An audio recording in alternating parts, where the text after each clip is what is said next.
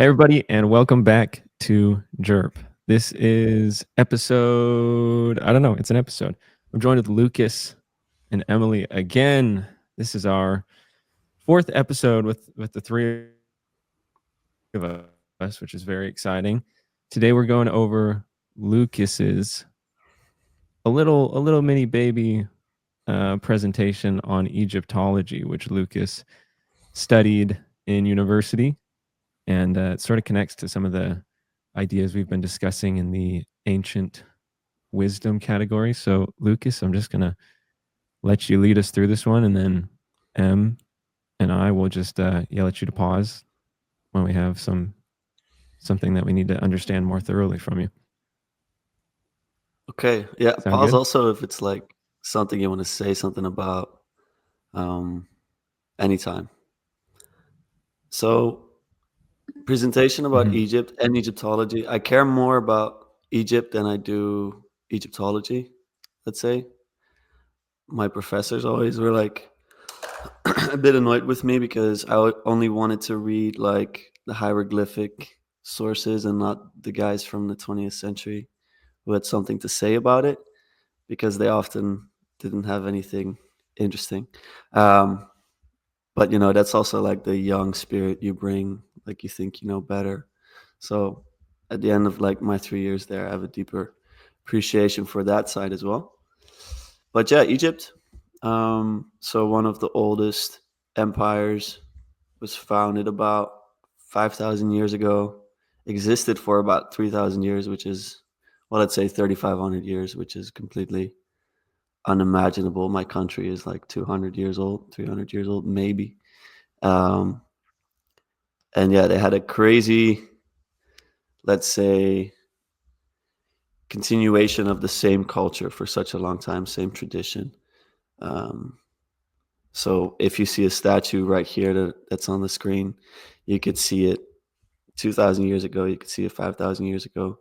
They keep making similar or the same things with the same language. That does evolve, but mostly on the stone structures, they try to keep it the same.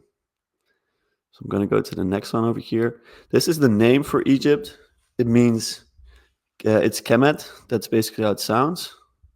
As far as we know, there's another little caveat there because we don't know actually what Egyptian sounds like.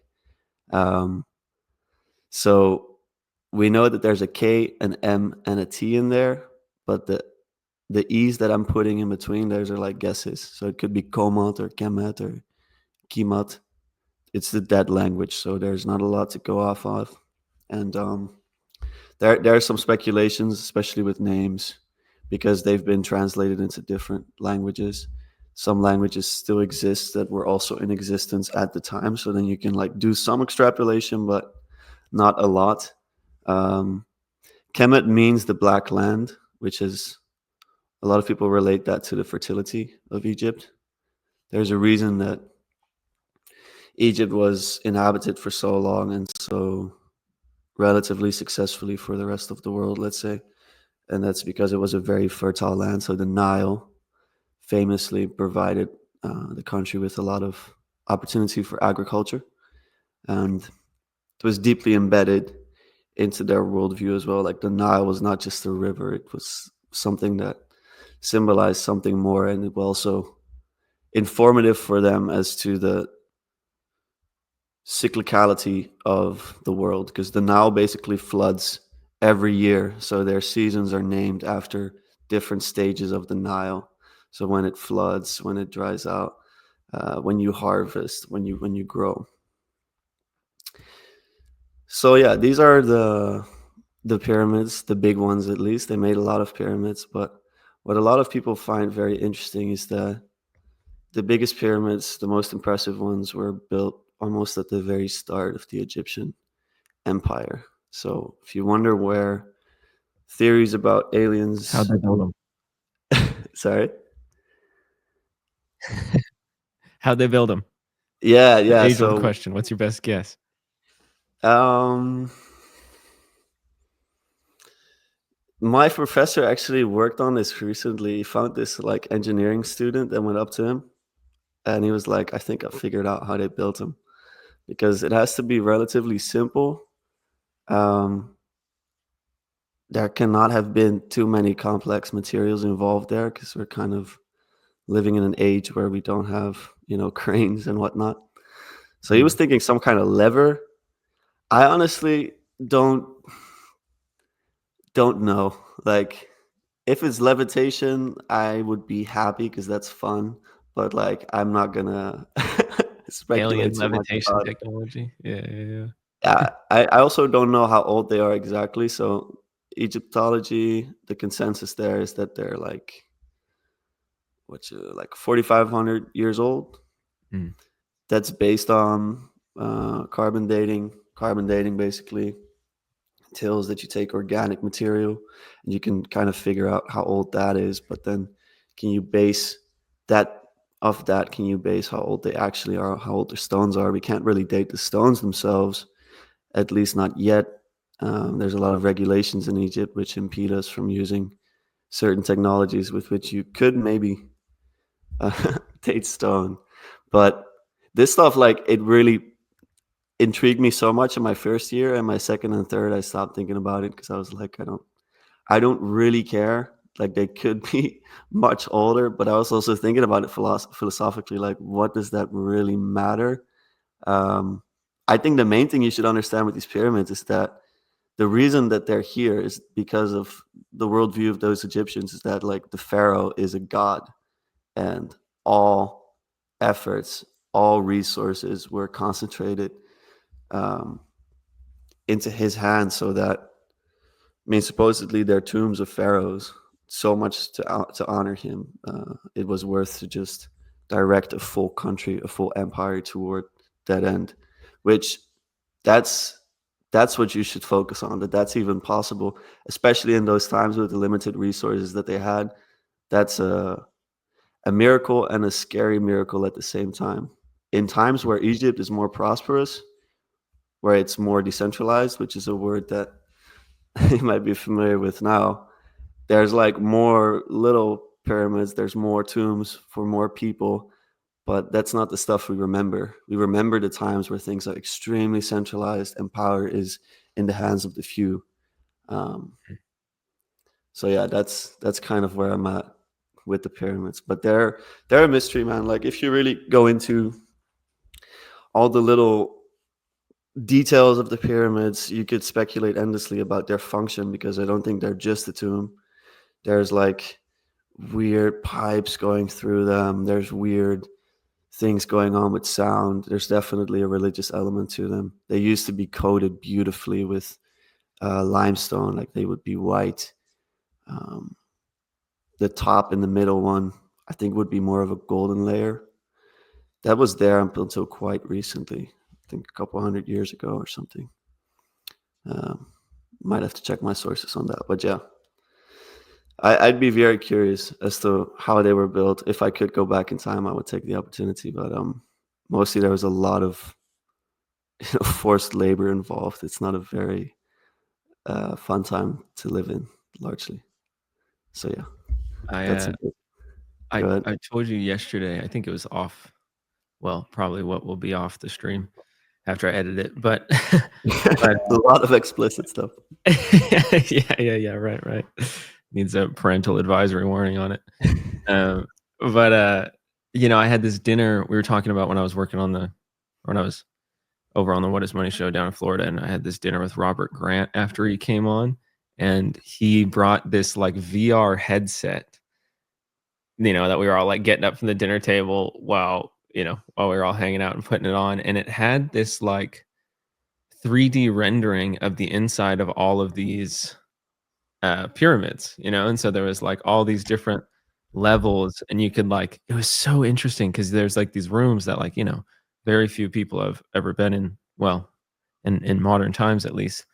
And I don't know, yeah, there's like these tombs. You like walk to the edge and like look down into a tomb and like walk around, and like it was just the most That's interesting cool. thing. And these pyramids for whatever reason seem to have like, it seems like interesting things have happened around them for much of history and continues to. He had stories that I don't know if they were, I don't know if they were told in private, so I won't exactly like there's like mystical, interesting things going on there. So it seems, Yeah.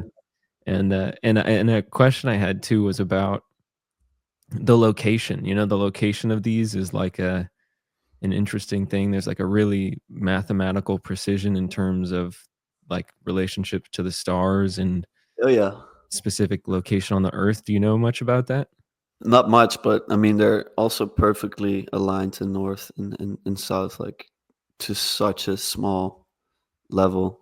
There's some funky stuff about the location. That is kind of also like YouTube scholar type of level stuff that we're talking about. So it's nothing I ever like spoke about with my professor. So I don't think I'm able to say much more about it. But a lot of a lot of the structures in Egypt are basically like almost reflections of the stars, Mm, and the Egyptians were one of the most advanced peoples on the stars. Like it's honestly one of the most impressive parts about that culture. How much they knew about the stars, how closely their world was mapped to the stars, to the heavens, um, and how intertwined, let's say, their religion was with the world itself. Like this is it's an extremely religious and mystical place. Like they'll see a mountain and like see how it kind of resembles a snake, and then they'll just build around that because that makes sense, and then they'll build a whole palace. And it's it's if you're talking about reenchantment, like we spoke about in our first episode, like this is an enchanted world, mm, mhm. which allows for a lot of a lot of mystery, and it's why our imaginations go crazy on them, um, which I think is one of the reasons why I like it so much. But I think really we need to let engineers think about these structures. We need to let other people than just Egyptologists think about them, because as an Egyptologist, you study language, you study history, you study a bit of material culture. You don't know the first thing about how to build a pyramid. Also, not the most artistic types, Egyptologists. So there's just a lot of things with Egypt where there's so much mystery to what a lot of the things that they had, what kind of functions they served, and I would love to get some bright minds on that to like really think through it, maybe walk through it, experience it to get a better view of what they actually are. Because we just literally get taught these are tombs for different pharaohs built in like so many years, and it's just not enough. It's not enough of an explanation. So Mm. it's one of the reasons why Egyptology gets a bad name, is because there's a lot of certainty involved and not a lot of like wonder sometimes. And so yeah, I think that's where I'll keep it for the pyramids. Cool, cool. Next one. Okay, so these are the hieroglyphics. One of the first scripts to evolve. They evolved around the same time as not Sanskrit but cuneiform in Mesopotamia. I think like ancient Chinese, but I'm not 100% sure on this, also developed independently from these scripts at a similar time. But you can think about, let's say, 3000 BC as well, just a bit before the pyramids. So the signs that you see, they all represent real things in the world. Do you see my mouse or no? I don't. No. Okay, No. I'll just describe. So, for example, top left, you see a bird. That's an actual bird. Um, it's like a letter. Some are letters, some are like multiple letters. Combined with what's below, that's a mouth. So together they spell there, which means like big or Mm. very much or something. And then next to that, you have a reed leaf, and that's basically like a plant. And then next to that, you have these little lines, squiggly lines that basically represents water. Um, Sometimes a sign will represent a sound, like the reed leaf means E. Sometimes a sign will actually represent what it looks like. So the little man next to it, it's to indicate that we're talking about a name, possibly, or it could be a verb. But oftentimes they're simply letters. which to me was kind of news. But it means that if you really want to start translating things, you have to first look at the symbols. Then you have to figure out, okay, what does the symbol sound like? So we will write down below the letters. So it'll be like here, rare, e, mu, mer, eat, something like that. And then what we'll have to do is translate that transcription into words and full English sentences. So there's a double translation going on, which is fun at the start, but after a while you start to realize like there's a reason there was only like 2% or less of that population that was literate. It's extremely hard to learn. There's no alphabet. We kind of laid over an alphabet to learn it more easily nowadays. But once later on, there is an alphabet with like later scripts, and we start to write from left to right. Whereas in Egyptian, these hieroglyphics, you can write from left to right, up to down, go across, whatever you like. Then literacy goes up like crazy. So this form of language is like extremely costly. Also very beautiful and very interesting. And they kept it constant for so long. But yeah, you could compare this script to like, let's say a Latin alphabet. So Emilee's in Bulgaria. Oh no, you have a different alphabet actually. I'm in the Netherlands. Jake's in the US. We both have the same letters. They look the same, but my language is Dutch. His is English. So sometimes you have that with hieroglyphics as well. Like this is probably Middle Egyptian, but you also have Late Egyptian and you have Old Egyptian. It will look the same to our eyes, but it's actually a relatively different language. So I had to learn the different grammars for the different ones because it's a 3,000-year period. So it evolves as well. But they try to keep it constant on the monuments. So they use one type of Egyptian for the monuments.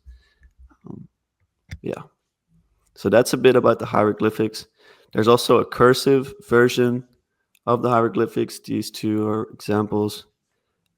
This is basically just when someone writes the other ones, but by hand. And if you thought it was a nightmare to learn hieroglyphics, this is like 10 times worse. Like you guys have no idea. I would get like one of these lines and I would have to figure out what they represent. You see, maybe you recognize some of the snakes around here. Some will look familiar, but like 6 or 7 out of 10, I had to learn by heart what they represent. And it's not like there's 30 signs. It's more like 500, if not more. So yeah, that's more of the cursive version of hieroglyphics, and that later evolves into another language, which is Demotic, which was more about law documents. But yeah, this is another one. This is like I had a test in my last year, and they just give you a piece of paper with this. Like, go figure it out. Wow. So, yeah, it's terrible. Can you decode any of that right there? Yeah, you give me a dictionary, and then also a conversion chart between this and this for a couple of those signs. Like I could probably figure out maybe 40% of them, 50% what they represent, but then still I don't even have the words yet because I don't speak like fluent Egyptian. It's just that with a dictionary I could like figure this out. For example, I could tell you maybe 30-40% of this with the translation, but then we would get a dictionary at the test and we'd have to like figure out. It's so interesting how there's like, can you guys see my mouse by the way, or no? No. Okay. It's so interesting how, I don't know, like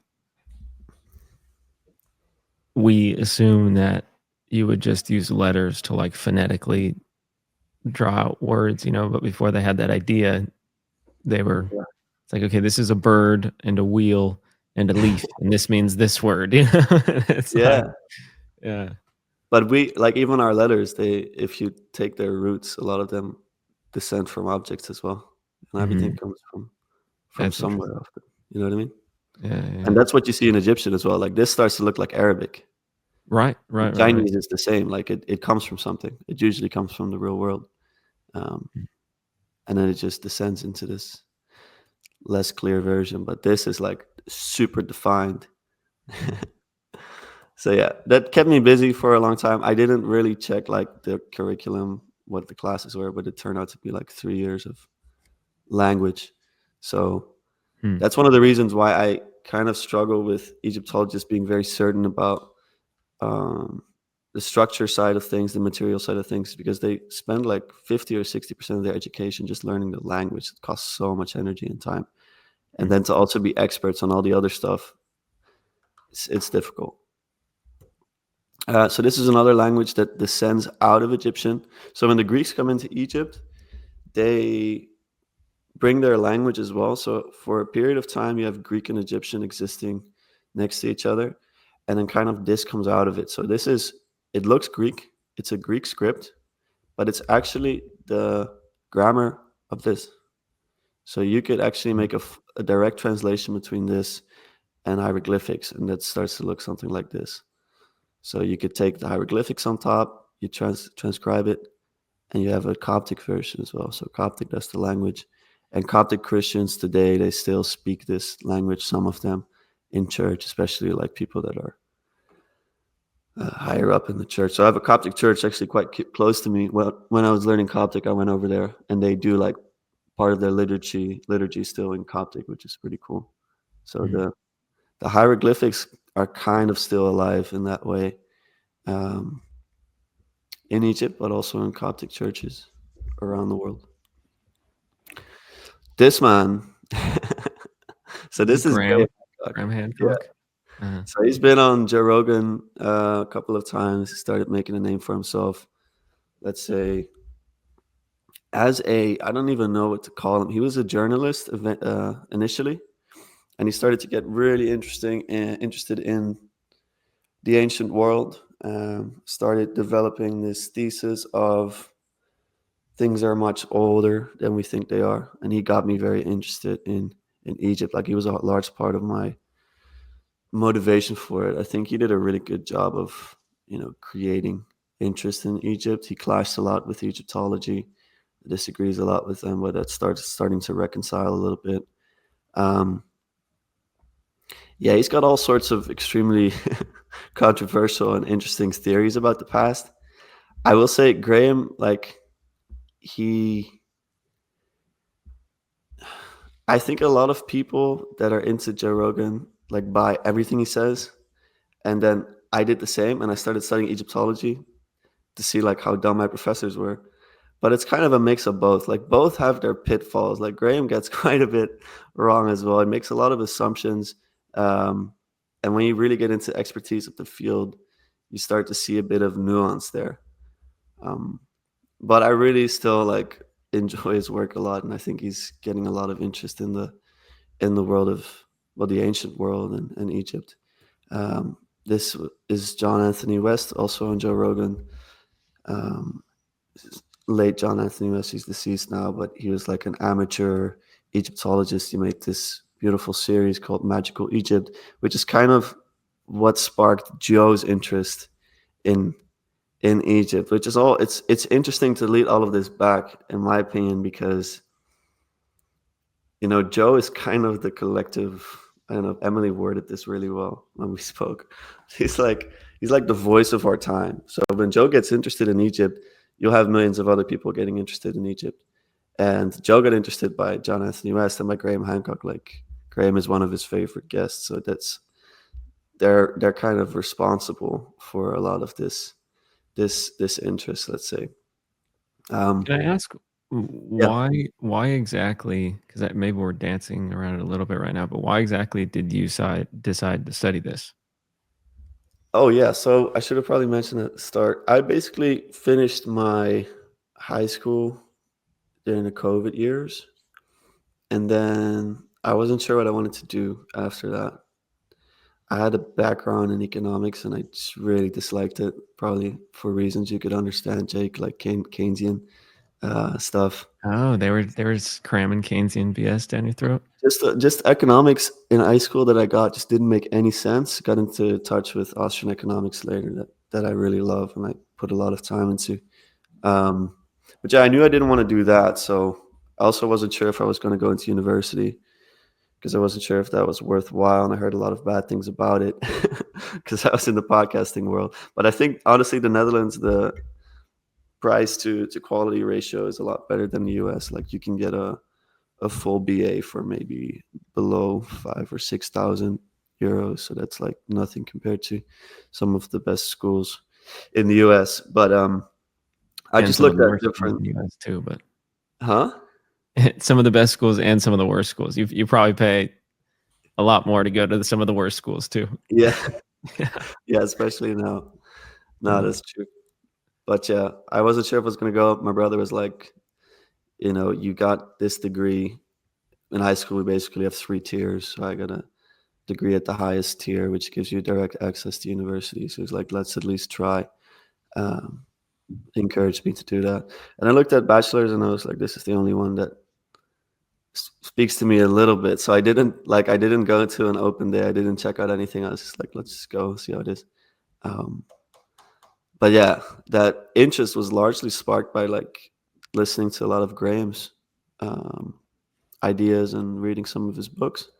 That definitely contributed a lot to it. And then I don't know some other sources, but I think he was the main person.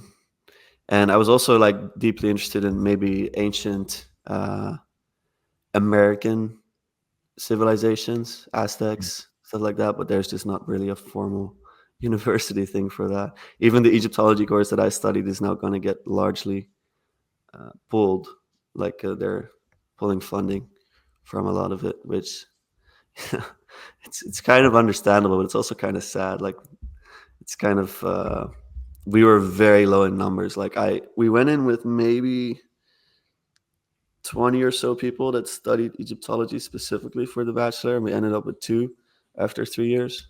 Some wow. taking longer, most of them quitting because it's like you start to doubt your motivations. You start to like realize that if you do this, you have to go all the way in because it's so specific. Which is also the reason I didn't continue into a master's, let's say. Hmm. Um, but yeah, so that's Graham, John Anthony West. So one of Graham's theories was that like there's water erosion on the Sphinx, which would mean that the Sphinx, or at least the bottom part of the Sphinx, because the head got replaced, has to be much older because Egypt did not have enough levels of rainfall to make it possible for there to be so much water erosion. Um, Graham debated an archaeologist on this who didn't.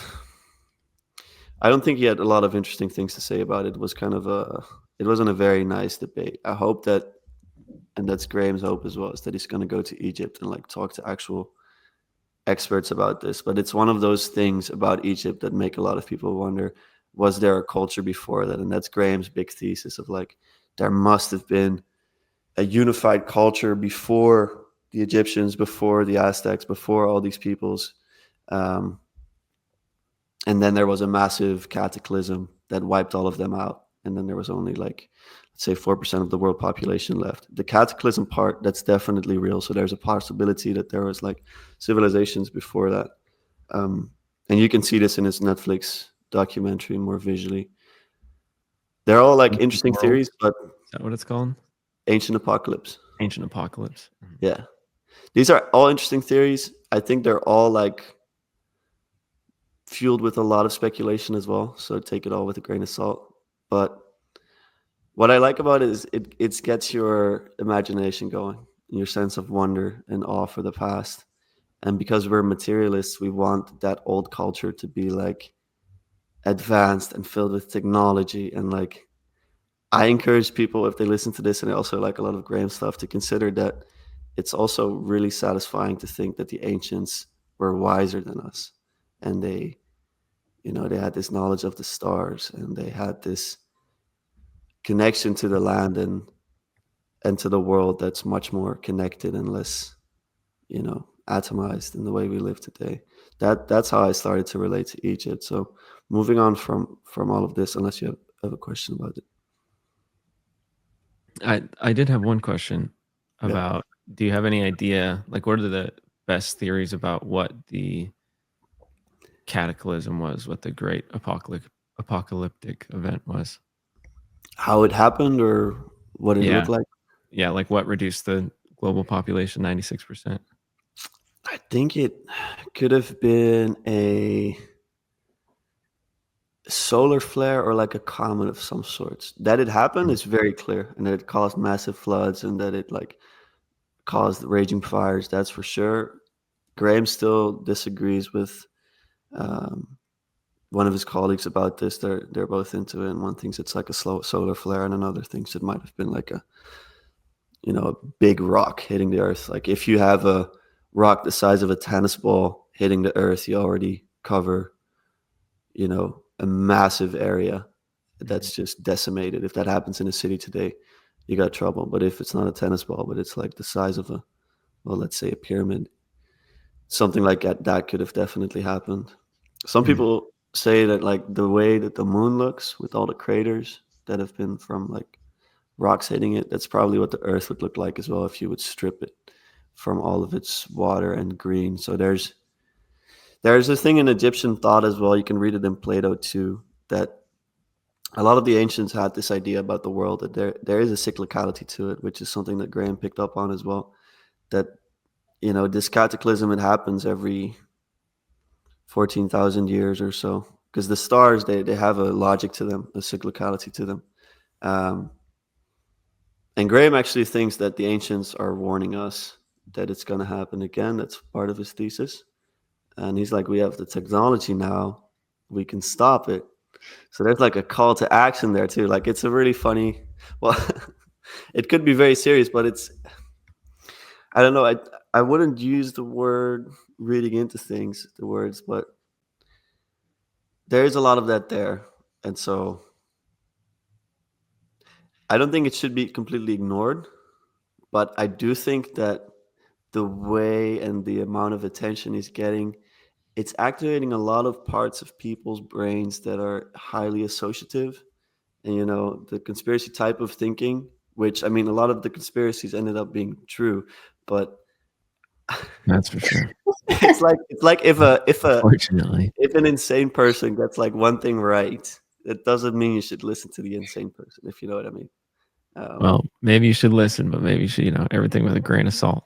Exactly, and so that's what I do with Graham. I'm not calling Graham insane at all, but I just think he's not an expert on anything, but he likes to pierce into a lot of different things and have a controversial take, which is really fun. but yeah, it's good to get different views on things, and I like that a lot. And so I got that with combination of Graham and Egyptologists. So that was a lot of fun. This is another one of those, like this is inside of a step pyramid. This massive, oh, that's my camera There it gone. goes. Adios. Wait, I'll quickly pull my camera back up. It's just my phone that fell. Yeah. See, this is the elemental status of my setup. There you go. It's back up. It's just not. Let me check. Let me see if. No, it's mine. Wait. Yeah, it's still just a plus. This room, I think I was gonna say I think I've been in this room, but I think I've virtually been in this room. Like I went through a bunch of these with the VR goggles. I remember a big tomb like this. Is there writing on these walls? There's writing on the thing itself. Okay. Huh. Anyways. Yeah, so this is inside of a pyramid. This thing is extremely heavy. It's extremely well carved. Like there's video. Maybe you could link it down below. I can link it to you, Jake. But there's a video about this that details how incredible this stone or this potentially tomb is. And then at the same time, you look at it, and then the hieroglyphics on it are like, they're almost like graffiti. And then we date it based on the graffiti. And so the fun theory is that this thing gets placed and the Egyptians find it later on, and then they build a pyramid around it. Because to really carry this thing into the pyramid with the narrow spaces and the weight that it is, it's almost completely impossible. And then you have to think about how they could have possibly done that. But an idea is that they built around it, that they found it. But the precision to it, is absolutely incredible. And again, even after studying Egyptology, I'm like, there's no way we know enough about making these types of things to lay a proper judgment on it. So I'd really like to have more people that do understand it look at this and determine what kind of technology is needed to really make some of these things. Seems like there's mysteries everywhere in this stuff. Yeah. Yeah. But they're material ones. These ones are material, so they don't really grab me as much. It's like, yeah, okay, maybe they had like drills and stuff like that, but what does that fundamentally change about them? So Moses starts off in Egypt as well. It's very shiny. I try to think of myself that way. It's like you pass through stages. You see the appeal of the temples, and then you also realize all the slavery that's involved there, and all the backs that had to break for all of that to exist. Yeah, and then you move on, take the Exodus out of there. So this is my Exodus, but I'm looking back. Okay, so this is fun. This is more of the religion side of Egypt. I did one of my first essays was about one of these called the Ba, or the personality here. I don't think it's really an accurate way to describe it. But basically, the Egyptians had 9 parts to the soul, you could say, to the person. So you had the head, that's the physical body, the Sa, spiritual body, Ren is the name. Ba is like the soul. I'll say a bit more about that one. The soul that can move around. Ka is what you feed offerings to, and there's like a statue in people's tombs often that you can feed it to. Then you have the heart, the Ib, the Shut, the shadow, and the Sechem.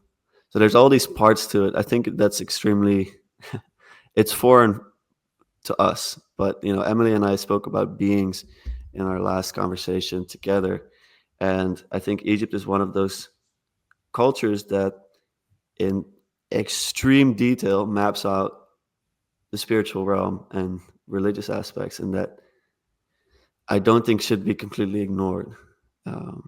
To be that precise about the immaterial, and also for that to be kind of a universal thing that you see in other cultures as well, that there's similar pathways, like the realm of the dead, the journey you go through when you die, the demons you have to pass through, the passwords you need. Like, it's really elaborate, I think it's worth paying attention to.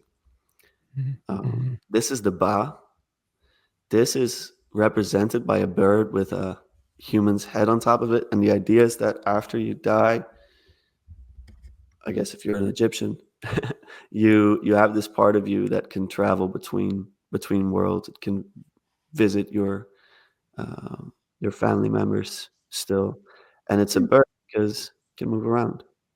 So I think that's the. Go ahead, Emilee. I have dreams about a guy who looks like that. Well, Really? being Egyptian, yeah, like a bird with a person face.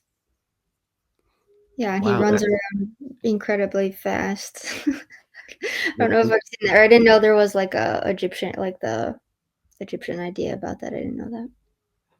What does it represent in your dreams? Like, what's like the trend or theme? The hell if I know. I have no idea. Fair enough. Yeah, I have no idea. It just shows up a few times, like a handful of times, like in the last year or so. And it's just really weird because I don't have dreams about like animal human hybrid type. I don't have that kind of stuff going on in my dreams, like many mythological creatures or anything like that. So it just stands out. It kind of looks like that. Very interesting. Yeah. Maybe they're trying to visit you. Dead spirits. Yeah, that's like a possibility. This is Based Emilee. on the other things that they're doing. Yeah, no. So that's what they represent. This is another image where you kind of see it, a visual outlay of it. I haven't even said anything about mummies. I don't have anything about mummies in my presentation, but maybe a fun moment to say something about it. So, as you saw here, on top, there's the physical body. That's one part of the Egyptian. They thought it to be very important to preserve that body. They didn't keep all the organs. They took out quite a bit of the organs, including the brain. They didn't consider the brain to be as important as we do, which I think has something to do with also our culture. Like, we think a lot about the mind as our most essential feature. The Egyptians didn't think that to be the case. The heart, for example, was much more important. But yeah, they had this. There's a massive business to this, actually. One of my professors wrote a book about these two guys that had a business of basically mummifying people and burying them. But it was an extremely important part to it. Like Not everyone could recently do. or back then? Hmm? Like recently or back then? No. Back then. Okay. Like, they found so many documents of these guys Interesting business. that they had a whole story around them, Okay. and my professor kind of laid that out, which is a fun read. But yeah, the body gets preserved. The idea is also that you need to keep feeding it, and they didn't mean that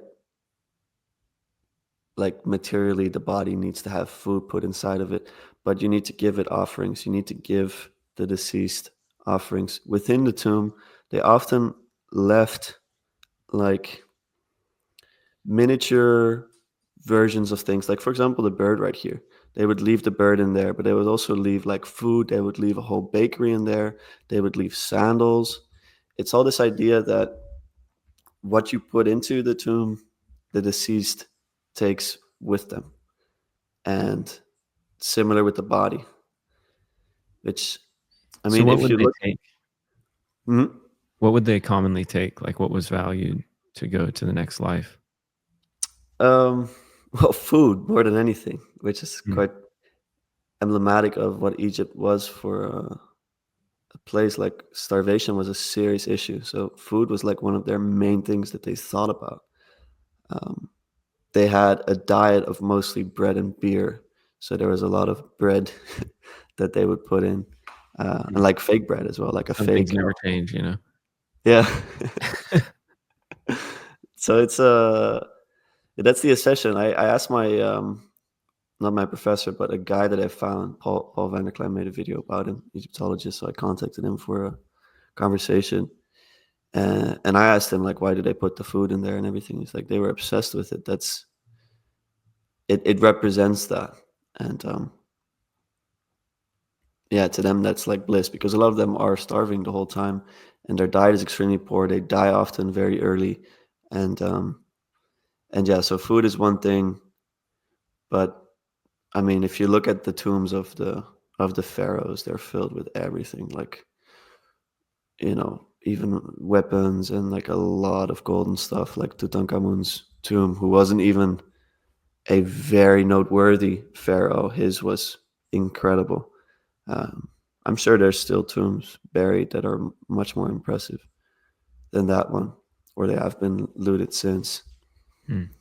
But yeah, you could say, well, another part of this is actually a lot of people would get buried with them, but like fake people, like little, they call them shaptis, to help them. Like, they're slaves to bring in. And at the start of the Egyptian Empire, you actually had pharaohs that would be buried with humans. So they would do human sacrifices. And later on, that changed into like fake representations of those things, but they didn't think that that would be lesser than, like, it would still translate. So yeah, that's something to to think about. Like, I'd love to like talk with the Peugeot brothers to see what they make of all of this stuff. There's a lot of times that I'm just listening to my professors saying stuff like that, and there's like some modern explanation for all of it, and I'm like, okay, let's really dig into that, because I'm not sure what it means. All right, so this is an essay I did, also like a presentation on money. So this is fun for you, Jake. This is about like the first, basically like a fiat currency. So in the times of the Romans, they take Egypt as a province, basically. And the Egyptians, mostly throughout their history, used like kind, just normal, like they would use grain, they would use even cattle to trade with. And the Romans introduced money, but it's like a money with a supply that they control and a quality of currency that they control. So universities being universities, I had to write about what's that word? Colonization. So I thought let's write about money because that's the modern colonization of the fiat Sure. empire. This is not very important, but it's just to give you an idea of what I had to work on. This is another one. Did a presentation about oracles. That was really fun. So oracles in Egypt are a bit different than the ones in Greece. In Greece, you have an oracle that will give you a really vague answer, as to keep you interested. And in Egypt, it was just like a yes or a no. So you could ask the oracle, "Did this guy steal my shoe?" And it's like yes or no. Um, and Mm. it worked thus, like sometimes a priest would just write something down representing a god, and sometimes you would have like a procession where they hold statues of gods, and the priest would move into one direction based on the question that was asked. And my professor says, he's like, those priests, because people ask, like, do they do that deliberately? Like, is this like some sort of plot that they're doing? And he's like, no, I think they're actually experiencing something. Like, they're actually feeling pulled into one direction, um, which I found interesting. I'm not sure what to make of it. Then this one, the one about loans, quite a boring topic. Be very fair with you. There's like a class called Ancient Egyptian Law, and just yeah, of all the stuff we have, like a lot of it is this this kind of stuff, adoption papers, That's legal kind of stuff. interesting to me. How did they structure their loans? Brother, I don't remember. Fair enough. I forgot about that one pretty quick. I think it was something like uh what did they use? No, I honestly I could open the PowerPoint right now and remember, but it was just quite uninteresting to me. I read something recently somewhere online, so I'm not sure if it's accurate or not, but basically it was saying like in ancient Egypt, the slaves or indentured servants were they basically spent, they spent all their time working, and the pharaoh would take 20% of their crop yield for the Mm, farmers essentially, and they'd keep 80% to feed themselves and their families and their communities and that sort of stuff.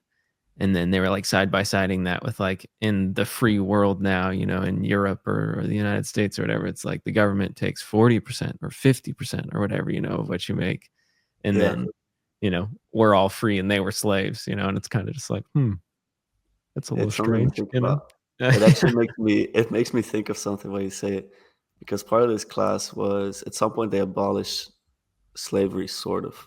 So there's kind of a in name abolishment of slavery, but then what starts to happen is people start to adopt their slaves as like their sons and daughters, which is like Hmm. it's so pernicious. But that's what a lot of these papers are. It's like they adopt them, while in reality they're still slaves, and everyone knows that that's the case. But yeah, the tax thing is Interesting. something that I thought about as well.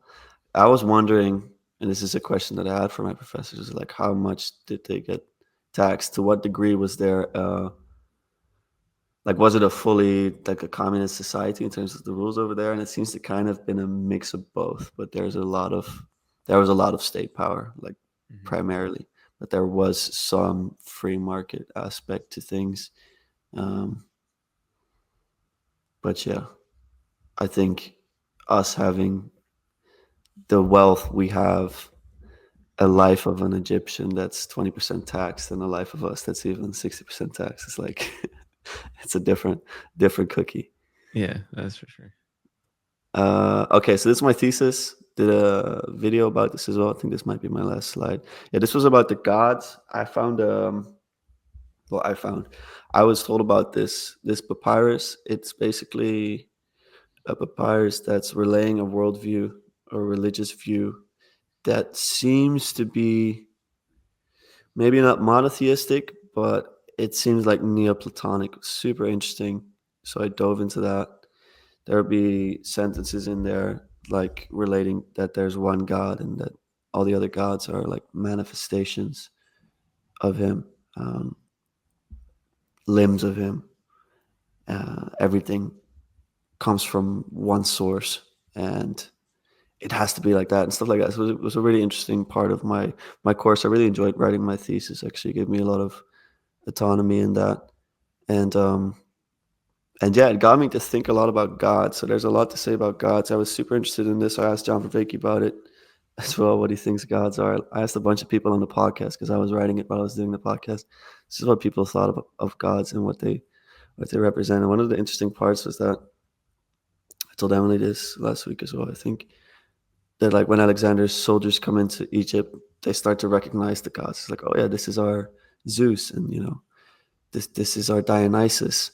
And so there's a thing in the ancient world where the polytheism that a lot of different cultures had allowed them to translate between their worldviews. So if you want to understand the Judeo-Christian turn in history, like that's radical compared to the world that was there before. And what are the gods? Like, are they real? There's representations of them. The Egyptians knew that they were representations, but they represented something that they definitely saw as real, and they thought that the gods inhabited their world, that they came into presence basically during festivals and during in their temples as well, that's where they would appear. And I think that there's a reality to the gods, especially if you give them attention. That's what the Egyptians thought, that you have to give offerings to gods in order for them to stay alive. Similar with your ancestors, you have to keep giving attention. And if that's the form of giving food, that's a form of sacrifice. But attention itself is already a form of sacrifice. The giving of the food, people laugh at it, they scoff at it. It's like, why would you give food to something that's not alive? But there's a real function to it, and it's that it keeps your attention there, and it makes you have to give up material reality, proof of work, to like give your attention to that being, and that makes you kind of subservient to it. Well, especially if food was so important in their culture. Yeah. And like the classic, where your treasure is, there your heart will be also, Yeah. just a precursor to maybe to the type of like physical world sacrifice for that which is more important, for like the metaphysical world sort of thing. Yeah, absolutely. I think sacrifice is one of the things that it captured me at the start. Like I remember just asking in my first year someone to explain it to me. Like please, like I was like, all my professors were there. We're having like end of the year presentations. Like, can someone just explain this thing to me? I just don't get it. The gods, the sacrifices. And the explanations were so bad. Like it wasn't until I got to like Jonathan Peugeot and René Girard as well, and I'm like, okay, some people actually have a clue about what these represent, because we just don't have an ancient worldview. That's something that I tried to kind of get back studying this stuff. Like I wanted to dive into the minds of these people, but that's proven itself to be almost impossible because their tradition is dead. It's not here anymore. Ours is so fundamentally different. It's hard to even begin to comprehend the way that they saw the world. But you can get closer by like deconstructing a lot of the modern software that we were given, especially since Descartes, of there's things inside the mind and there's things outside the mind. The Egyptians didn't see it like that. To them, everything was intertwined, which I think is beautiful. But there's dark turns to it, as you can see with the sacrifice aspect, for example. If you're Christian, you don't have to kill things for your God to be alive. The radical idea is there that God is always alive, and that He actually loves you, and you can love Him. That's a whole different thing. It's a funny thing. A lot of Egyptologists, they end up becoming theologians because they're like realizing they have some realizations later in life, and they get really into like where is it? They get really into Coptic, because this is like where Christianity gets to exist. Like some of the first churches are are in Egypt, and this is the language a lot of people get converted. At some point, the Egyptian army of the Egyptian Empire, of course, falls after 3,500 years or so. The Romans played a big part in it. Fundamentally, you got to look at ideas. Yeah, go ahead, Emilee. Do you think it would have been more fulfilling if they had some kind of understanding of, I don't know, maybe, or if there was a different way of approaching an ancient culture? I mean, because you're kind of saying like they didn't have good explanation. So like, that's kind of what you were looking for? You're like, this is mysterious and enchanting, but you can't tell me anything about it. I mean, not like, maybe you study the language or whatever, but you can't like get into it Yeah, really. You can't be immersed in it. We just don't know.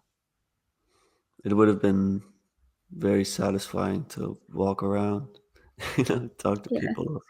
Because there's people with a worldview that's more similar to this.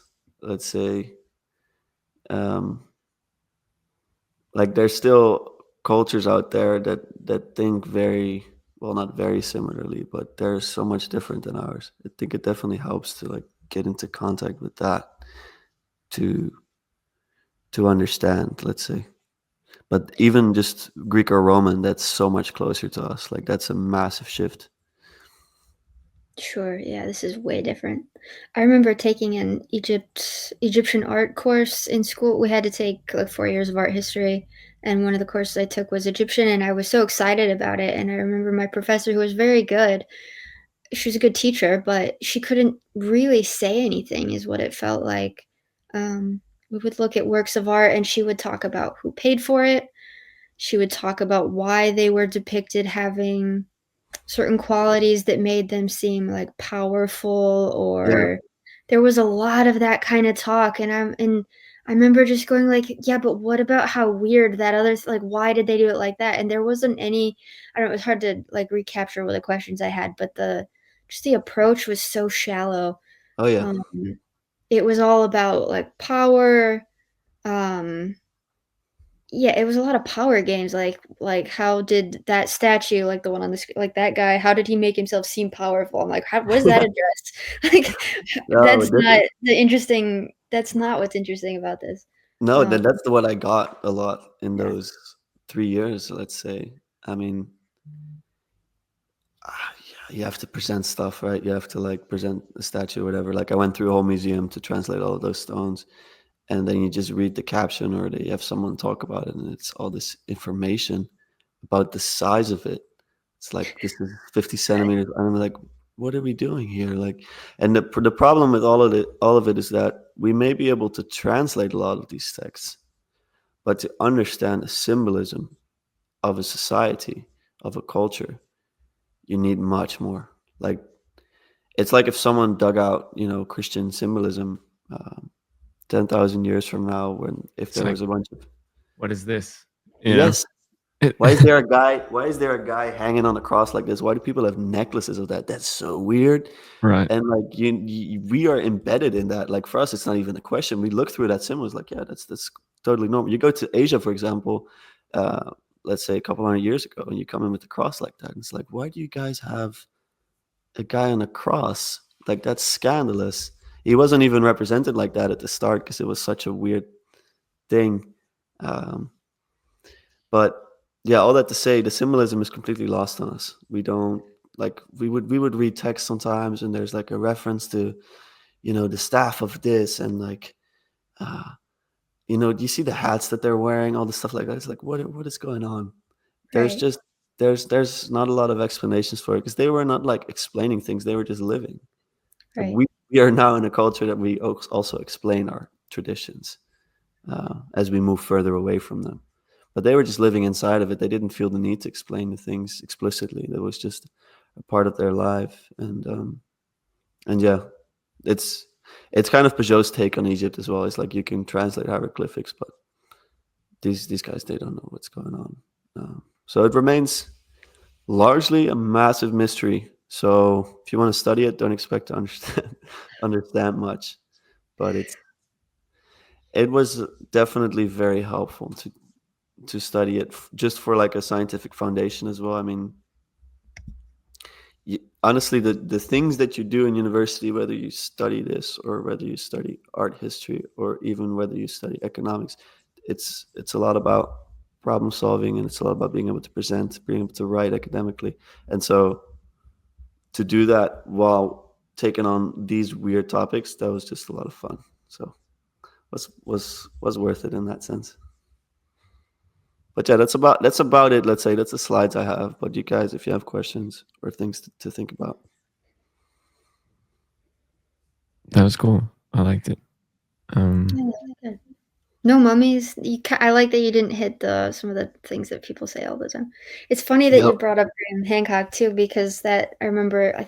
I was in college when he started being on Joe Rogan a lot, and so I went and got his book, and I read it, and I was like, it was very intriguing. But then he would say other things where there's like a ratio of what he says that you're like, this sounds like bullshit, and then some other things where you go, oh, that's so interesting that you would put it, or that you would like speculate that, or like open up this question or whatever. Yeah. But I remember he was talking, I think it was about a symbol that was like a cross with a circle around it, but it was in Peru or something like that.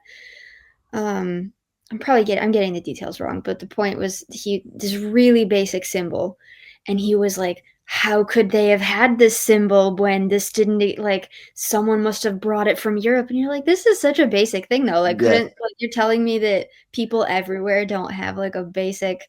He's like, why are there pyramids? And it's like, well, maybe this is the best way to stack things. I mean, like, that's such a strange assumption.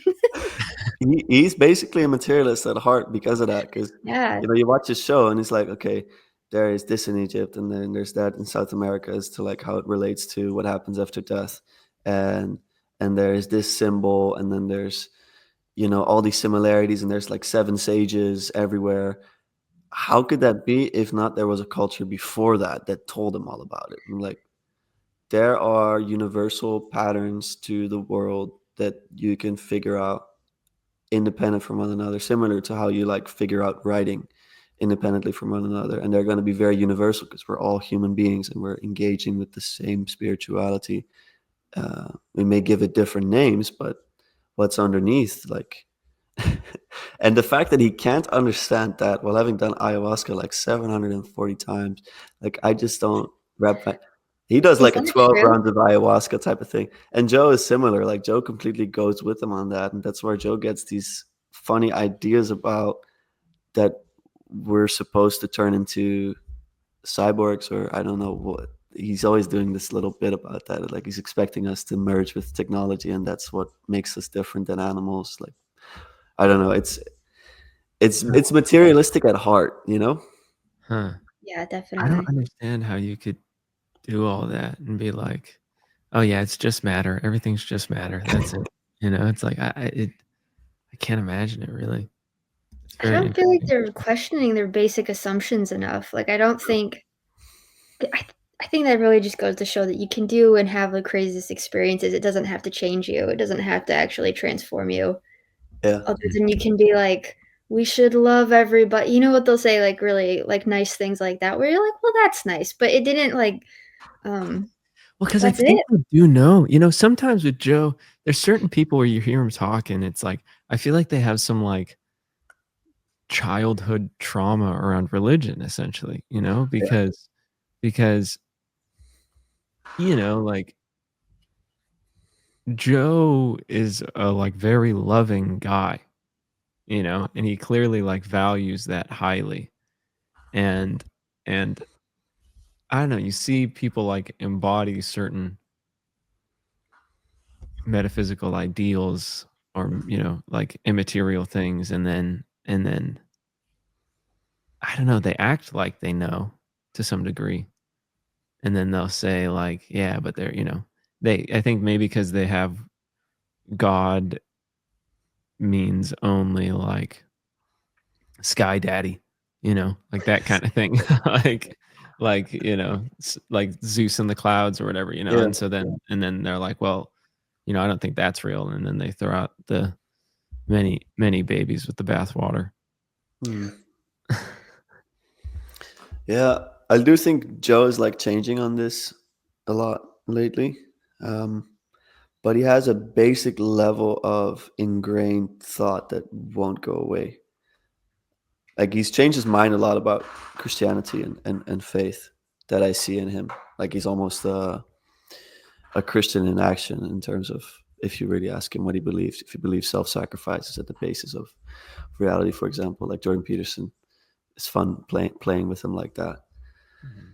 But then you introduce AI and these modern things, and he just goes straight back to like 2005 Joe Rogan.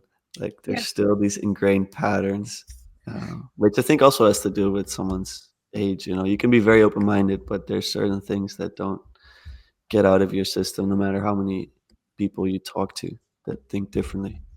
Mhm. Well, it's funny how there's a lot of people now though who will kind of concede that cultural Christianity is a good thing, right? People you wouldn't like Joe Rogan saying that is really surprising. Now. Richard Dawkins. Yeah, people who you were like, this is not supposed to be happening, but people are going like, oh, society breaks down. We're having a bad time. Um, but they don't want to go full out with anything, but they're like, yeah, we see why religion is good. It keeps people in their, like, I don't know, a safe container, which you need to function, right? Morality, all of those things. But then that's only like a piece of it, but the myth of tech and like AI and I think UFOs goes with it too. Yeah. It's still like it's still a functioning part of the like it's not it's no longer like just Christianity. It's like this evolving, a living thing that is I don't know what it is now. Um anyway, so I think about that a lot. It's like the tech thing is like an alive thing. That's why Yeah, I it's can't got a body. come back to it. Mhm. Yeah. And everybody does right now. You don't know what you're worshiping often.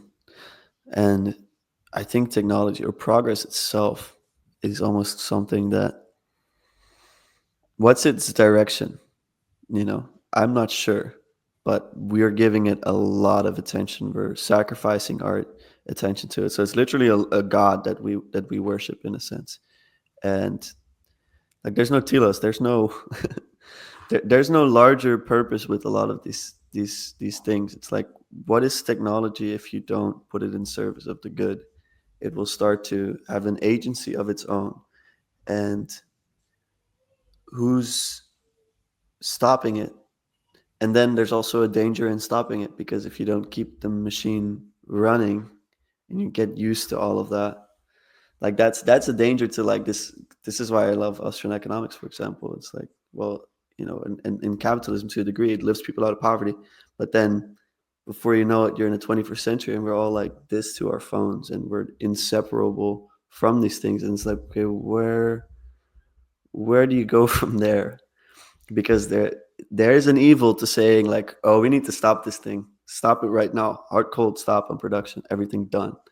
um, but if you let it go, there's still a direction we're going into, and it's not very pretty. So how do Mhm. you solve the matrix? How do you solve the matrix? I mean, I think I feel like it's like you have to like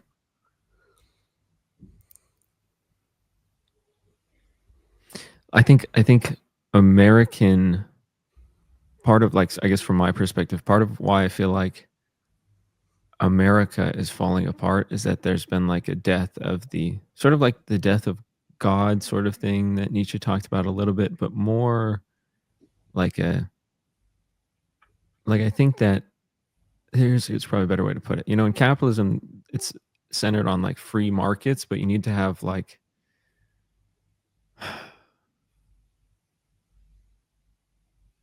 my thoughts aren't very organized on this. I feel like you have to have like moral actors underneath it, right? You have to have people like I feel like it's if you have like people who are invested in paying attention to their individual spiritual well-being first and then acting, then the whole thing can work. But if you throw that out, then it doesn't work. I don't know. I don't have articulated thought actually. So do you have an answer? I mean, we decided to move to the middle of nowhere and engage with technology less and like have a garden and be outside more. And so I'm kind of. Do you guys listen to Paul Kingsnorth at all? Do you read any Paul? Okay, he's an interesting fella. I feel like I kind of tend towards that. We're going like hermit mode, and maybe that's not a thing that everybody should do, but just to maintain sanity. I feel like I was visiting my family in the US in the last few months, or like, I don't know, now it was a while ago, but within the last year, we visited my folks in the US. I didn't have a phone because I had a Bulgarian phone number at that point, so I just didn't have a phone, and I was like not going to function with a cell phone while I was there for 4 months. I went into the store to buy baby clothes, and the lady asked me for my phone number, and I was kind of shocked, and I was like, "Do I need a phone number to buy anything?" And it was like, but then it occurred to me suddenly how integrated the whole thing was. My mom lived in a different part of town than I was used to. I couldn't go anywhere because I didn't have a GPS on my phone. Um, and suddenly I was like, "Oh, well, I guess I have to stay home now, or I have to have somebody draw me a map or give me directions and they know, or I have to like print something out." Like it just changed and everybody was like, "Why aren't you going anywhere?" I was like, "I'm trying to investigate this lack of technology thing." And also like I don't know, it's just everything was so integrated with having the phone thing that it was shocking. Like the grocery store would ask me for my phone number to verify. I don't know, to like check that I have no idea why. Um, I don't like that. I don't think it's cool. I don't think I can get away from it, but yeah, we decided to move to the middle of nowhere where they don't do that. So that's Mhm. my solution so I far. mean, it shows us partly a choice. Like we still have agency to a degree. Um, Less so if you're embedded into a city structure, but I mean that's why a lot of people are kind of decentralizing themselves and creating new communities. That's kind of what I put my hope into mostly, is like whole groups of people deciding there's a different way to do it. Um, and I do think there's power in people and in, there just has to be that one guy. I know this one guy. He's like, there's a gym close by here, and you need your phone to check in. And he told the people, he's like, guys, I'm not doing this. Like, I'm not bringing my phone. I don't like to have my phone on me while I train. So he just told them like, sorry, this is a step too far for me. I'm done. And he's got to deal with the people at the gym. That's okay. This and that. But I think it just takes a couple of people, and there's probably a name to this phenomenon. Like it happens in England as well, in certain cities where there's a number of Muslims that only eat halal meat, and that makes like 90% of all the meat halal. So there has to be a small minority of people that have a different preference, and it will change like the way that the rest of the thing functions. And I do think that that's possible, um, especially as we like decentralize a little bit more and like spread out a little bit more throughout the world. You don't want to have it that you need to go live in a cabin without anyone to like be less embedded into technology. Ideally, you can still have a community and be a little bit less plugged in, so to speak. Um, yeah, Balaji, Jake, Balaji, right? Mhm. He has this Extreme thesis of it. awesome. Yeah, he thinks the world is going to go into, the natural man and the technology man. And he's on the Mhm. technology side, but he thinks there's going to be like more of a split now in people, that I there's people that are going to be more. Yeah. I can't see it going any other way, and I even wonder sometimes like which, think of trying to exist nowadays without a phone, right? You're just talking about it. And you can do it, you can get by, but it's like it's a pretty big, like encumbers you quite a bit, Yeah. And it's, It's a there's a lot of decision. Yeah. You have to yeah, kind of take it seriously. You have to go like, okay, we're gonna like this really is gonna impact how I operate like significantly. Yeah. definitely, definitely. And there's pros and cons with that for sure too. There's a lot of great things about technology. The fact that we're all sitting on this call in very different parts of the world and having like a very normal feeling chat, is like very cool. It's like awesome. I'm enthused. But you look at the Neuralink stuff. That's my enthused voice.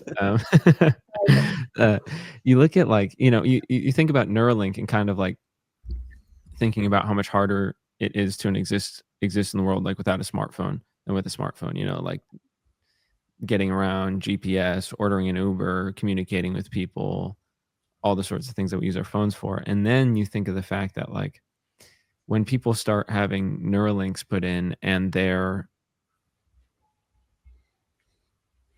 he says it's like we're already cyborgs. It's just that my input output to this device that is an extension of myself, like my notes is full of all my thoughts. I feel like I don't have excellent memory nowadays. I feel like, and I don't know why, there's maybe, I don't know why that is, but I feel like I'm able to operate at such a higher level with like the extension of my brain into my notes. I've been like beginning to use Obsidian to organize my thoughts, and you can like, it's really helpful for me to see my thoughts mapped out because I can connect them visually and then have that impulse like, okay, there's this idea, and then I have like these 4 stories attached to this idea, and I can like, when I map stuff out visually, my memory works really well. And that's like the extension of technology, like being able to put those things together. It helps me operate well. And then if you think about Neuralink, basically like the people who adopt that technology are going to be like how much more productive computers and cell phones have made us. They're going to be, it's like it's like if you're, think of how many jobs you try to get today where it's like, oh, I'm going to work for you, but I don't use phones or computers. It's like, oh, there's like 5% of jobs you could have now, and I think Neuralink's going to be it's going to make people like a factor of 10, a factor of 100 more useful, capable. I don't know what it is. And so like I think there will be a split of like if you don't go down that path, like there will be a clear split, like there will be I don't know, people who are like much more capable. I feel like you'll be like cognitively impaired relative to the people who adopt it. Productive to what end? Like cognitively impaired how? Like that you I mean because you're I mean like I do get what you're saying, but then again it's like you're watching what people are doing with technology and you're going, well, I don't like the result. The result sucks. So why would we get more embedded into the thing that makes us less natural, where I'm like totally out of tune with my body and my sleep cycle? Like I know what you're saying. I totally get that. I'm not advocating for it. Certainly. No, I know, but it's a whole point of view that's like valid and makes sense, especially for like certain ways of living and the way that people are living. This is something I get like this because this is like we've had to make like really big decisions about like which direction to go with, like how is this going to impact what we're going to do? Because I'm like, it's such a I find it's everything we're doing is so unnatural, and people just go like, well that's that's what it is, right? And you're like, okay, but we're anxious, depressed, living unnaturally, like we don't live these cyclical lives that, when the sun comes up, when the sun goes down, now it's winter, you should work less, now it's summer, you should work a lot. Like we're animals and we want to act like we're already cyborgs, and it's like we're cyborgs but we're all anxious and depressed cyborgs. So like just pump those good feeling chemicals through your Neuralink, it'll be fine. Yeah, he wants to chip my brain. Like that's the thing is like we're gonna have to get Starlink for the house, and we're like, well, that's awesome, like so cool that we could do that. But then the same guy wants to put a chip in your head or whatever, and I'm like, well, are we really playing out Revelation or like what are we doing? Like this is such a weird desire to be more plugged. Like doesn't I don't know. There's I don't hear enough people talking about people talk about embodiment, but like. Embodiment through what? Like, through the computer? Like, wait, we just gonna talk about it? Or are you gonna go do a thing? Like, I don't know. I get it because there's a lot of jobs you're not gonna have. There's a lot of money you're gonna miss out on. But what's the cost really? Like the human cost. And are you even human at that point? I don't know. I guess if you could like turn it off, it's like, all right, I'm back. How much of it is you is a question also, like, when your production goes up by a factor of 10, how much of that is like university students now? I'm experiencing it right now. So I'm not enrolled in university, but because I still work at the gym, let's say, I'm still in the place, so I go there to work, whatever, and I see ChatGPT open on every like third computer. And these people, they stop being able to write essays. They stop being able to like think. Their articulation goes down. Like you're basically impairing your own abilities. Yeah, you export your own brain and then you forget how to use it yourself. Yeah. That's the extreme. There's a spot that's kind of helpful. Sure. But you kind of have to have wisdom probably to discern what that is. Oh yeah. Yeah. And who has very much of that? I mean, I don't most of the time. So I don't know. I think you're selling yourself short, but it's what we lack. Yeah, it's our biggest lack in the market. It's like that. That's what the ancients were much more abundant in. Like, Egypt was anti-innovation. Like, why do they have the same language and the same stuff for 3,500 years? That's like worldview. You don't linearly progress like we do since Industrial Revolution. It's a cycle. That's for better and for worse because we have lifted millions or billions out of poverty, so that's not insignificant, but goes at a cost, and that's where we are today. But I think wisdom is not something that's lost forever. Like it's still there. That's why we're here also today talking. Like we're grabbed by people, all three of us at some point in the last couple of years, that woke us up of like, there's this thing that you kind of have access to, and if you ignore it, it's at your own peril, and that wisdom is not lost because it's beyond time, like beyond space. It's accessible. I have a potential optimistic spin here. Hear me out.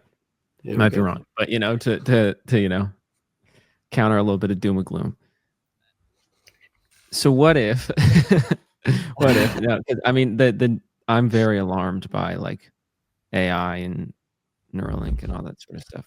AI is, I don't know. It might. Well, so here's a potential optimistic spin, right? So say like we have technologies at hand that make energy cheap and abundant.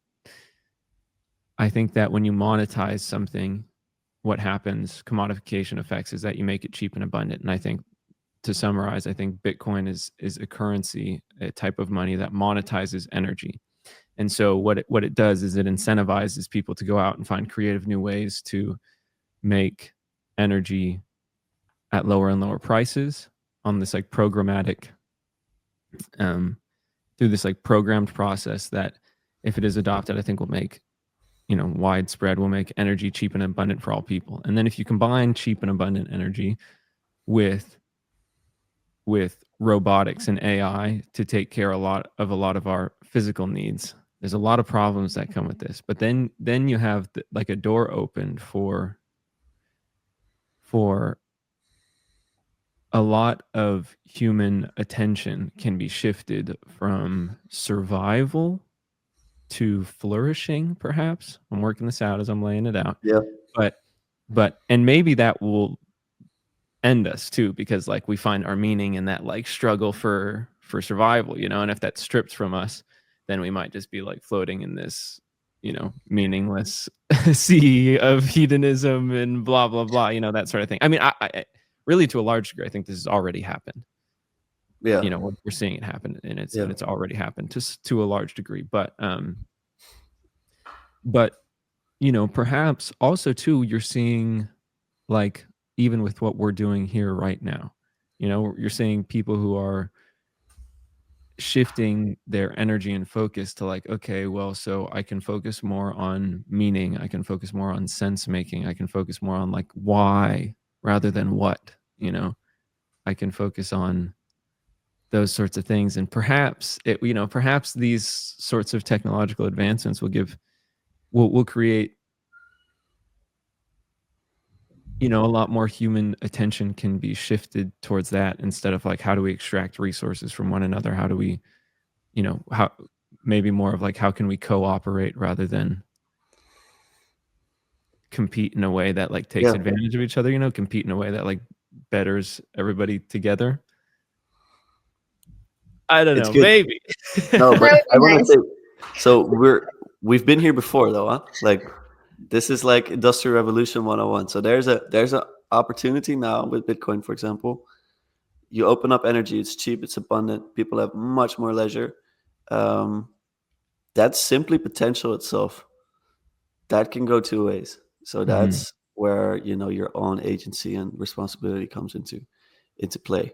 What do you need for that? Like, are people going to figure that out on their own, like Sam Harris style? You're going to make a bit of philosophy there, and you're going to figure out, read my 10 Buddhist pages a day.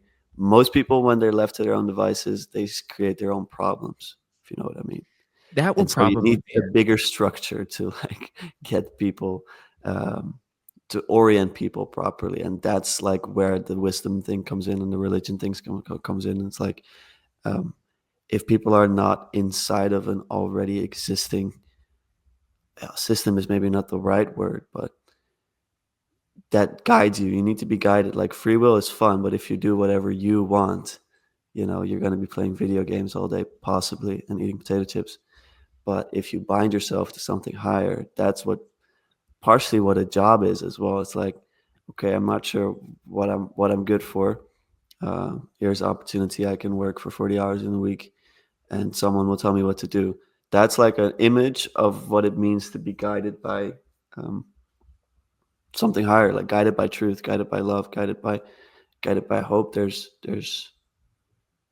so much there, but we kind of lost a lot of that structure because we thought it was trivial. And I think a lot of Jordan Peterson's quest is to like wake us up and be like, you've thrown away a lot. But and, it's and it's not completely lost. maybe it's on us to help update those structures, to help like bring forward something into a new age that can A new religion. bring no, hopefully not. Bring You could be the forward. guru. You could be the guru, Jake. You Oh could be the man, I guy. would not make it. I'd be 3 days in and I'd be freaking out. I'd be like, guys, I'm so stupid. Y'all got to get out of here. But maybe like there's, trying to figure out like ways and like, deep humility of like, how can we bring forward the ancient wisdom of the past, this tradition, this structure, and what probably will happen is that we'll create our own abundantly horrific new problems that will strengthen people in the same way the old horrific problems strengthen people, and perhaps that's the only way to have that development. That seems highly likely, but I don't know. It seems to me, dare I say it, it seems to me that like the trend of humanity, that things have gotten better over time. Look back throughout history. Now, I'd love to hear the converse takes here, but it seems to me that like we've overall progressed, and I think you can know that that's true because if you go out to most people and ask them like, I could drop you in any time in history and you live out your life there, a lot of people might say like, oh, like it sounds so cool to like be in like ancient Greece, and then you get there and like everybody's smelly and like everyone's diseased and like dies at 30 and like, if you're a young kid, you're probably, someone comes in, points a sword at you and says like, all right, you're going to war, and you just get slaughtered when you're 17, and it's like, all right, that was not so cool, and I don't know. Yeah, like I think it seems to me like we are able to make things better over time, and so I've hoped that perhaps we could, that we could use technology to, I don't know. Well, the roles will always stay the same. You'll have people trying to like make your physical experience better, have less people starve to death, have more people have air conditioning, have whatever it is, and then you'll still need the people in your society, the shamans, the priests, the pastors, the whoever, who are attempting to help us all along in orienting ourselves properly, metaphysically. Maybe it'll all just stay the same as it's always been, No, but you're right. I at also some don't think fundamental level, really. yeah, I don't think it's trivial, like what has been accomplished in the last hundreds of years. Super, like, incredible. Like, you showed this to a person 500 years ago. It's insane. The only thing that went wrong is that we idolized it. You idolized the matter itself, the technology itself. That's when things went awry, I think, and that if you put it in service of the good. I mean, I often bring up this example. It's maybe funny to some people, but like Amish people, they look at technology as like, okay, this we can use, this we can't use. And there needs to be this process of discernment, because right now we're just taking everything. New iPhone, give it to me. New whatever gaming console, we just take it all without giving it a second of our thoughts. And we're doing that collectively at a level where everyone's forced to comply with it, like on a corporate level, governmental level. Like we're importing this whole technology without giving it even a second of thought. Like, is this going to help us, or and often it's under the guise of more protection or more safety, or Very often. it's about having the good at number one, Mhm. or God at number one, and then technology can help us. But All tools, only tools. Do you want to give us your thoughts here, and then maybe we'll wrap it up? yeah, I don't know. You said something so nice. I don't want to ruin it because I like ruin had it. Step on him. Step on him, Emilee. I think that we have so many good things, and then also it's like what I think maybe you said it the other day. I can't remember. It's like all medicine is a trade-off. I don't remember if you said that when we were speaking, or yeah. There's also, I don't know if you guys read maybe Mary Harrington. She's a writer. Talks a lot about, like, I don't know. Well, it doesn't matter. But she says the same thing. She says she doesn't believe in progress. It's all about trade-offs. So like the idea That of makes progress is that you're moving towards it's like you always have to give up one thing for another. Like there's not just increasing good things. Like that doesn't quite add up. There's a price for comfort, that's for sure. There's a As price the for world gets more comfort. comfortable. Yeah, so like but you don't find out till later. Like we didn't know what birth control was going to do. And everybody was like, "This is great. Think of all the problems that it come from, not like accidental pregnancy or whatever." Comes with a lot of consequences. We just didn't know what it was yet. And I don't know. I forgot what you said because I had so many spinning thoughts while we were going, but I guess like my my like I don't know if it's contrarian exactly, but if there's not so many things for people to do, if the work, it seems like a lot of the work that people have is also meaningless. Like you could be easily replaced. If you can work from home, I'm not super sure if your job is necessary. That's not a cool thing to say. I know that's not cool to say. Soundbite. Take it out. I'm Yeah, sending that to my consultant because friend. I've talked to so many people who are working from home, and they're like, "I'm watching Netflix. I'm doing," and I'm like, is this like, I don't know, is this like a normal thing for a human body to be like, I don't know, but I've always been drawn to like working outdoors, and then like that was good, but I'm like, I need more. So we're like moving to a farm where you wake up, like we're not there yet, but we've been back and forth. Like it's so shocking how instantly it's my environment informs me what I need to do every day. It's meaningful to get up and do actual things that just need to be done. You don't have to think about it. You don't have to come up with a reason for it. You don't have to intellectualize it. You just go do it and live a life. And then, you like, like you grow your food, you have chickens, you do this, you do that. It's all outside. Like you're not going to be stuck in your head. So like, I feel like if the whole AI robot thing happens, everybody should have a farm, and we should do Thomas Jefferson's thing. And like, everyone should be a farmer, and That's a everyone good should point. have their own like little castle. You know what I mean? Because People are floating otherwise I towards don't know that how we're already. all going to make it. What's that?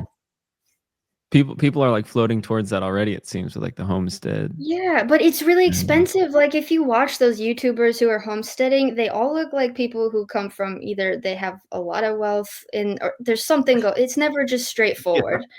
Like Sure. like poor people aren't doing it. Right, but then yeah, you have to be like wealthy to eat well. Like all of these things that like here, if you're living in the country and you're eating food that you grew, you're like a peasant. And that has been true most of the time. And that seems like way healthier, and everybody's more grounded, and everybody's like, I don't know. This is going to be a weird thing to say, but the women who are living out there seem so much less neurotic. And everybody's complaining now about women being like It's like totally touching bonkers. I grass. feel like they're not embodied, and we're not getting like feedback from our, I don't know, it's like this, I don't know, ripped out of context thing. I have so many feelings about this. I'm sorry, but that's where I feel like a lot of this is coming from, as we like try to think of answers instead of like getting into like our bodies and with nature and living a natural, like a normal life that would have been normal for almost the entirety of human history. And we're like, well, what other technology could we pour on this problem? It's like, it seems like that was causing the issue in the first place. Yeah. That's actually I mean, Anyway. that's a perhaps. very wise. That's a very wise one for the. I mean, Jake, you know, like I love Bitcoin. I think it's a good thing, but fundamentally, it's also technology, and so there Mhm. needs to be something more. I Mhm. think that's a good one. I'll remember that one. Perhaps we could have, because we have technologies that have like removed us further from the earth, so to speak, and perhaps we could also generate some who that things that like bring us back to the earth, kind of, in that way. Like when you were talking, the one thing I thought was that like I feel like for most of human history, there's the like go up and out from your father's house Abraham idea, right? Of like, like in a life adventure sense. But I also feel like there's like go up and out from the cave, like the Mm. early humans who like spent all day in the cave, they like died, like they starved to death or they whatever, like they didn't make it, and the ones who had the trend of like, I don't know, like go up and out and hunt an animal, go up and out and pick up some berries or whatever it is, like that's that. I don't know. I try to like, I think there's like that up and out and a macro view of your life sense. And I try to apply that in a micro view too. Like when I'm depressed, it's like go out, like literally, yeah, it's the stupidest, most basic stuff, but it's like take off my shoes and I put my feet on the grass, and I like get some sunshine and I'm like, I'm a human on the earth, like existing in a real natural way. And perhaps we'll be able to move back to the earth more like that in some way. Touch grass. Touch grass, kids. All right, let's wrap it up here. Thanks, you guys. This was cool. Thank you. Should we? I'm gonna soft launch. Yep. We're doing a soft launch. We love this little. I'll speak for myself. I love this little group here, and we've had the idea of continuing to do a series together on another channel, and I had this when we were in this little group chat. I changed the name of it to the Intellectual Light Web, and it felt like a fitting name for us because we come from this. There was the group called the Intellectual Dark Web. That was, it was Peterson, Sam Harris, Brett Weinstein, this group of thinkers who came out, and it was a time where I feel like it was a time where the remedy that was needed in society at that point was this more like chaotic, like we're breaking out of the enforced order that is being brought on us.